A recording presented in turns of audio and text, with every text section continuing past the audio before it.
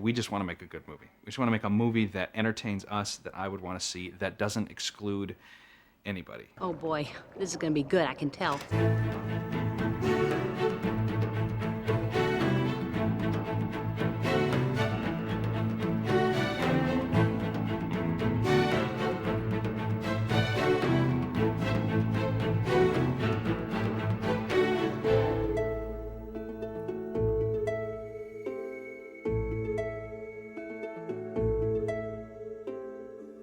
Final.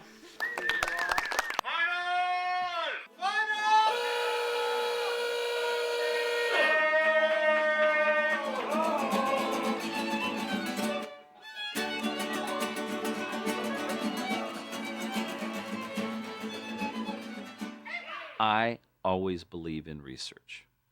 No matter what the subject matter is, you cannot do enough research because so much believability will come out of what's really there.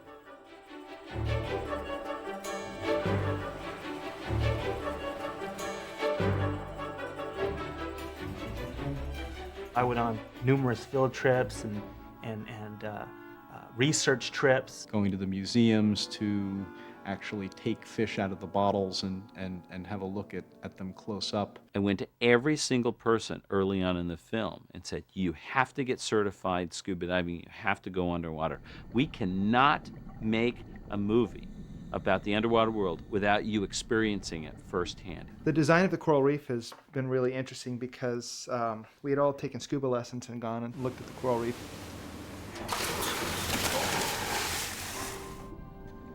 It was spectacular.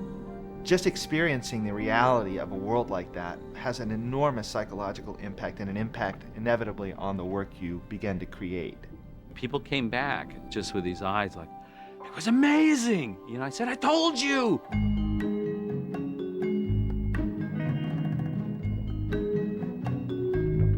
Well, one of the first things I did was I got together with the R&D group and we looked at images of things underwater and we thought, what is it that makes you believe that it's underwater? We put together our simplest version of an underwater set, almost like My First Ocean, and tried to make that look like it was underwater.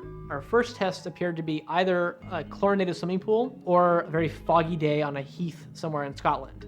We didn't get ocean water.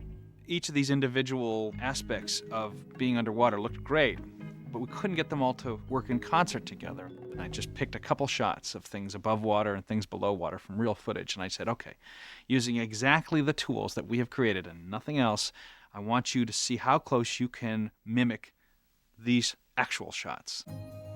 And they came back a couple weeks later, and they put the two images up, the actual live action footage and then our footage, and I couldn't tell which one was which. We were shocked. I mean, we were elated because it's like, oh my gosh, we did it. I mean, it looks like water. Then we had to sort of pull back and go, wait a minute, it looks too real. We want you to believe that it exists, but we want you to also kind of feel that you're in a make-believe world. We just push on the story as hard as we can, and we try and buy ourselves as much time as possible to work out every aspect of the story. It's really important for us, sort of at the head of this big pipeline before it gets down to layout and animation and lighting, to work this thing out right. And that includes pacing of a film, that includes the emotion, making sure that people are feeling things as the movie progresses. And on Nemo, Andrew thought he had the magic bullet because he wrote the screenplay himself and had a complete screenplay going into this, which we don't always do. We thought that this whole process was going to be much smoother sailing. But the reality is once you put these movies up in storyboard form, a lot of things come to light that aren't clear when you're just reading words on a printed page. The thing that finally makes it on the screen is all about rewrite, rewrite, rewrite, rewrite. Is that funny enough? Make it funnier. Okay. And a good portion of the rewrite process is not done by the screenwriter, you know, at a word processor or a typewriter. It's the story department.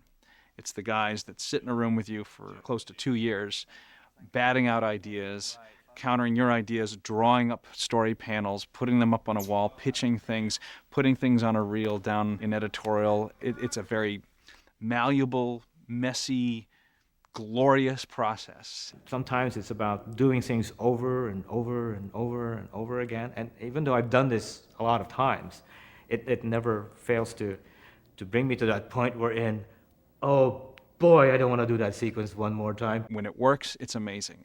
The power of what you can do with a group of great minds. But it can also be very, very frustrating because there's not a singular mind at times. Can you help me? No. You get yourself in there, you can get yourself out. When it really got dark and we didn't know what to do, Andrew Stan and I would jump in a car and we'd drive to LA. You know, instead of flying down to go down and record Ellen DeGeneres or Albert Brooks, we drive 6 hours. But what that would force us to do is to just talk it out with no other distractions. And we worked a lot of good stuff out that way. And when I watch the film now, I can remember where we were on I-5 when this idea was brought forward. In fact, the Nemo initiation sequence was written on one of these trips. Shark bait. Shark bait! Ooh ha ha! Welcome, brother Shark bait! Shark bait! Ooh ha ha!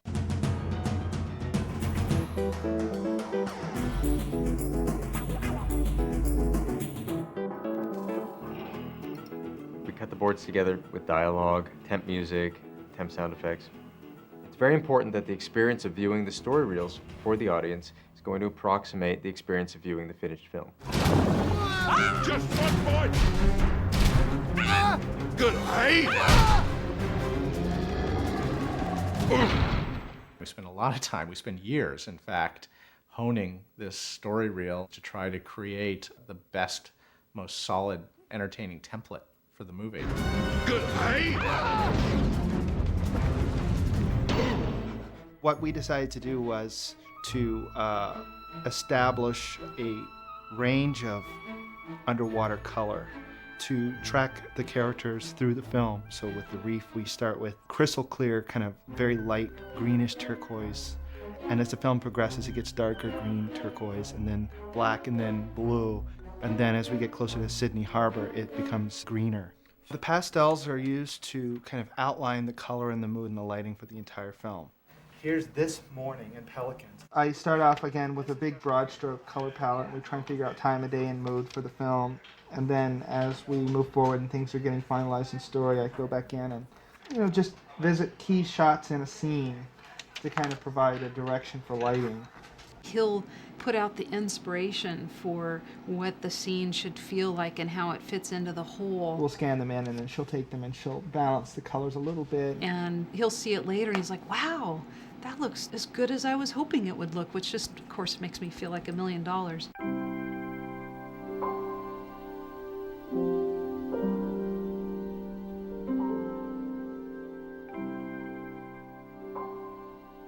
It was by trying to make a shot appear to be like you see when you scuba dive and you're underwater that we came up with a whole bunch of elements that were critical to making a shot feel like it was underwater, which include how it surges and swells back and forth, the particulate matter in the water itself, murk being the fall off of color that water filters differently than air, the caustic lights, which is the light play from the surface that you see in the bottom of a swimming pool, the beams those things go through because water is so much denser than air, you can see the light shafts themselves.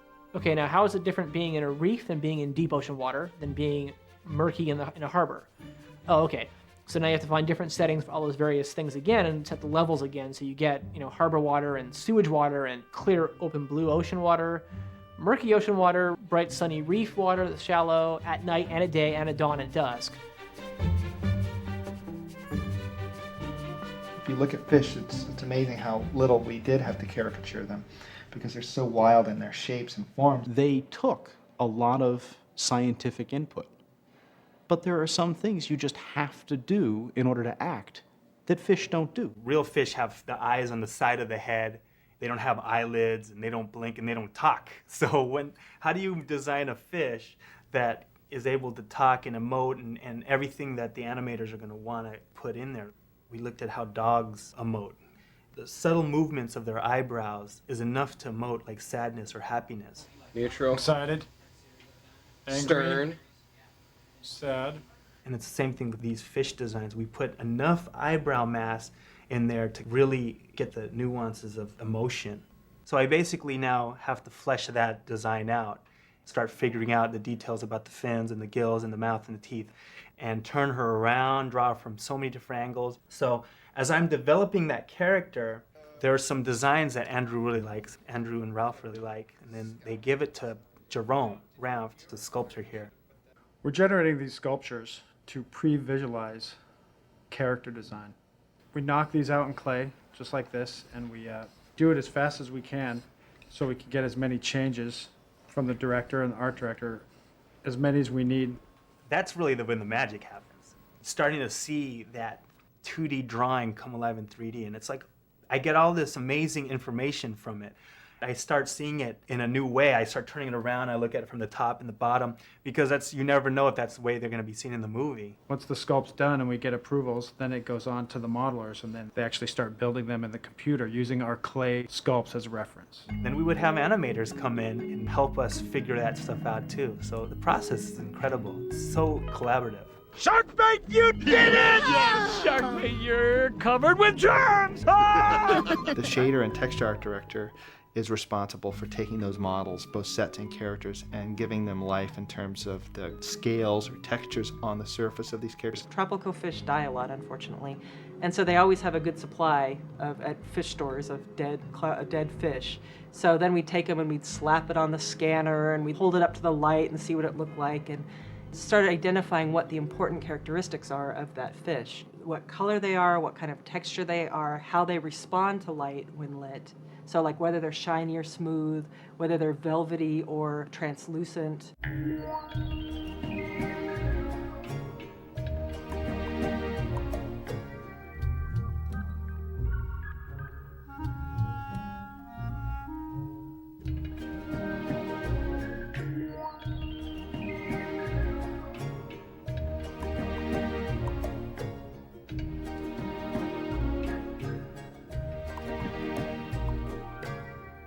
So you do like it, don't you? No. I do. I really do like it.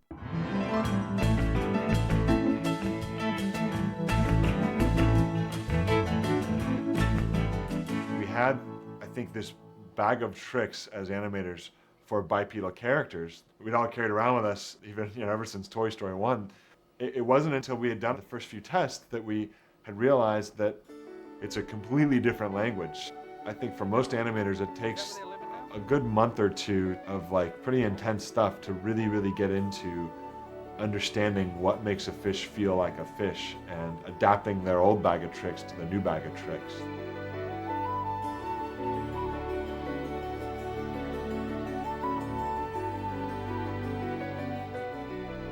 One thing I always equate it to is animating fish is like animating toilet paper underwater, but like muscular toilet paper. It's so loose and smooth everywhere, but then muscularly driven that's a hard thing to do. One of the first lectures I gave was on how fish move, and I was sort of amazed to get called back just 2 days later to sort of look over some of the things that they had dummied up based on my lecture. And this fellow was showing me how the fish moved and everything. I said, they can't move their pectoral fins like that. That won't look right.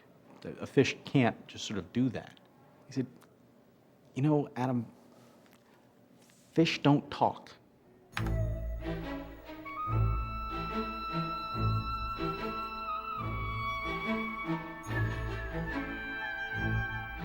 It takes a tremendous amount of effort to create something that looks effortless. You're pushing the envelope, you're stressing your production plan out as much as you can to bang on the story and get the lines just right and get it edited just right. Crunch time is almost literal, It's like you have so much that comes right at the end because you've taken so much time to plus the story. I think when things get really tough around here and when you start to feel the stress build up, that tends to be when we kind of explode as a group and people just go crazy. We tend to kind of just blow off steam or whatever.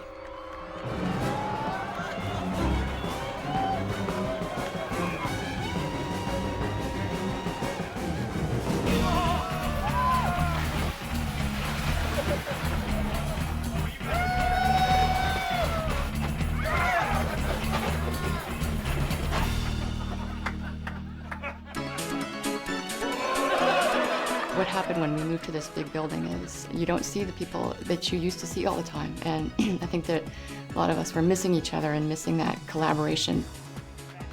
It's called the Ugly Contest. Basically, all of the men have grown mustaches. The women have put eyeshadow on from their eyelids all the way up to their eyebrow, like obnoxious colors. When they're in the building, they have to have it on. When they're outside the building, they can take it off. So I think they actually get away maybe a little lighter because this thing doesn't come off. I started adding more makeup, and eventually I had the complete face, and then I decided that I'd start to wear different outfits.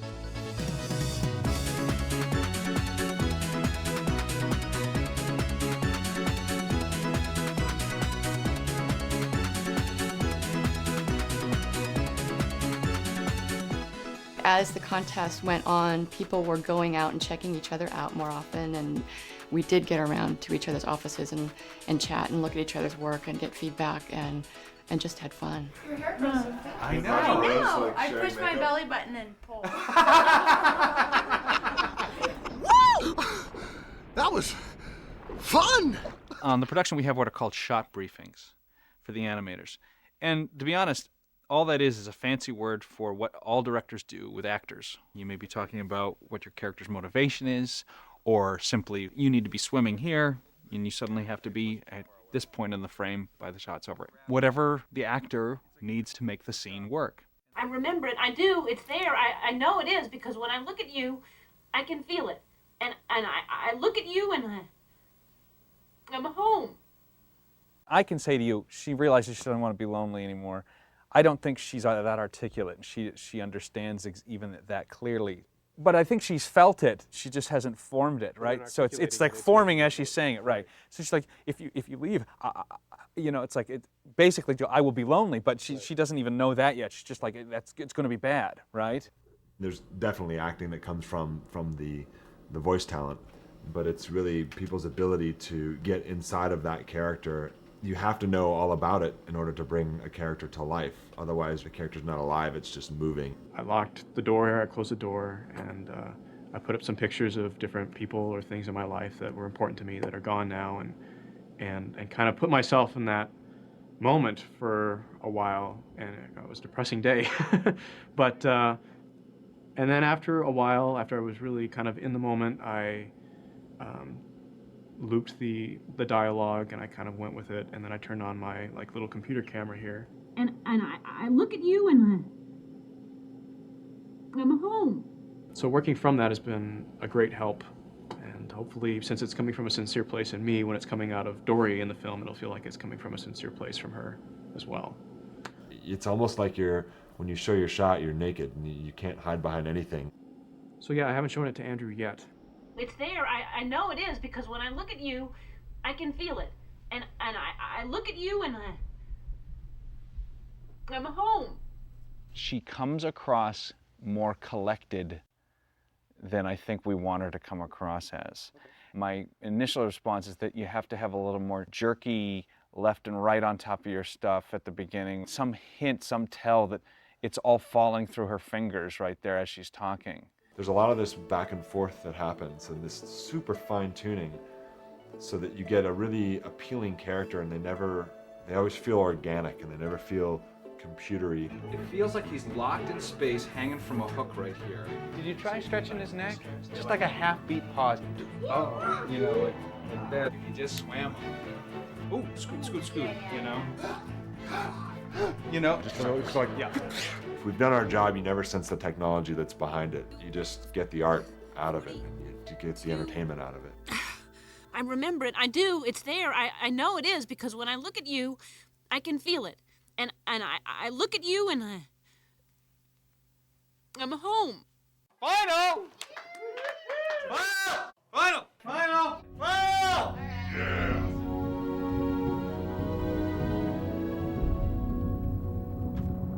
I think that the interior of the whale scene is a good example of just an enormously challenging sequence from all avenues. We're inside a whale mouth, most of the time underwater, and the whole whale is underwater, and it's at night. So where does the light come from? You have to invent something that looks believable, shows the action, makes the characters look appealing. It makes it really hard on lighting to have two main characters, one that's blue and one that's orange, in a blue environment, because you want the orange one not to go black because you're hitting it with blue light. There was some concern about Dory disappearing, considering that we're in a lot of blue in this film, and turquoise and things. But that just goes to show you how terrific the lighting staff is here. Yeah, we're a little hot. So what color is your sunlight? That really super deep, dark blue. Get a good shadow of Squirt on the father when he's doing the head nod. Some of this might be in shadow from the cabin. Yeah.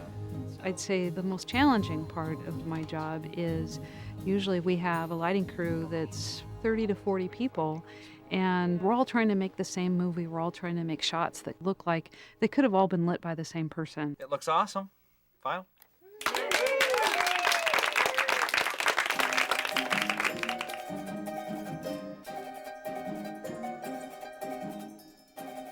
Graham said, we got to film about water.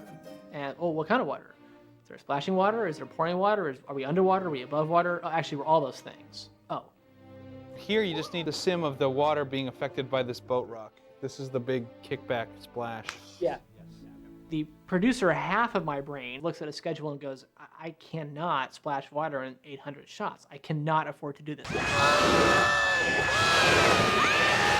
Okay, the director half of my brain says, we're going to splash water in 1,200 shots. Every shot needs a splash because we're in water. Okay, both are not really true, so where's the middle ground? If you do it right, you get a couple shots you spend a lot of money on that look just, they're so cool. You just melt. They're amazing.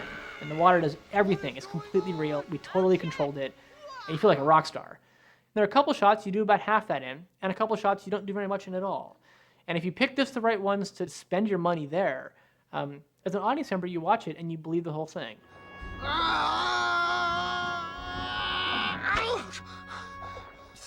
Almost 3.5 years.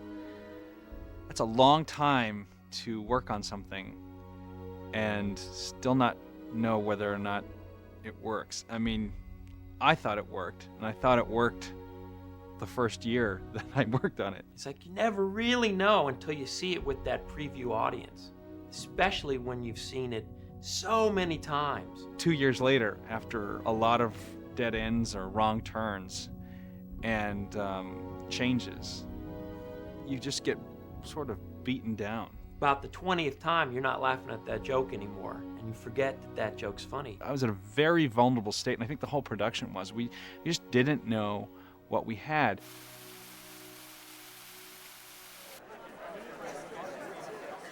So when those lights went down, my stomach was just churning, and I was practically hiding my face because I didn't know.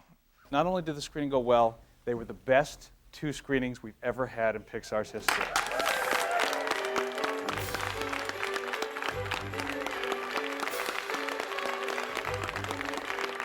It was amazing. I found myself realizing that I had pretty much followed Father's journey and gotten to the point where I was just seeing everything half empty. And that was my moment of seeing things half full, for this picture. The time we'd taken to get the story right really paid off. It was really resonating with the audience, and of course there was also the shot in the arm. We needed to come back home and go, all right, let's crank this thing out, let's go.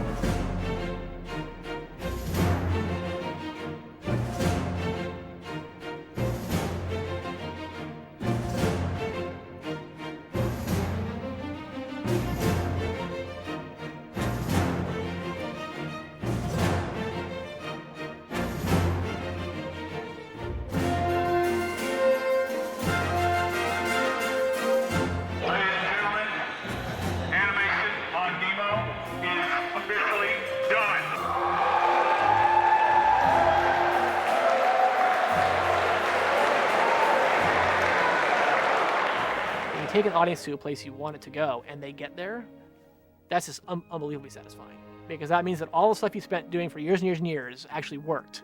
It's been a long, tough road, but we've all been there before, and we know that it's worth it. It's worth all the hard work. I've always known, even in the darkest days of the making of this movie was going to be stunning. And it is. Once the dust settled, I feel like, wow, Now, this movie isn't exactly what it was when I planned it, but when I watch it, it's exactly what I wanted to feel like. Dad, you can let go now. Sorry. Now go have an adventure. Bye, Elmo. Nemo. Nemo. Bye, Nemo. See you after school, Dory. Bye, Dad. Bye, son.